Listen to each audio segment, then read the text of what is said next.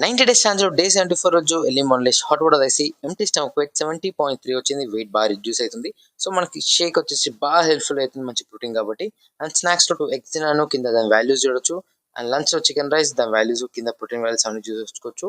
And evening జిమ్‌కెళ్ళిపోయాను. ఈరోజు shoulder workout and leg workout and abs workout. ఈరోజు 3 variations of workout. So, అన్నీ until failure set చేశాను. So, మనకి చాలా బాగా మజిల్ హిట్ అయింది. చాలా మంచి గ్రోత్ అనిపిస్తుంది. అండ్ మంచి మంచి వేరియేషన్స్ చేశాను. కొత్త కొత్త వేరియేషన్స్ చేశాను. సో, చాలా బాగా అనిపించింది ఈరోజు డే మాత్రం జిమ్‌లో.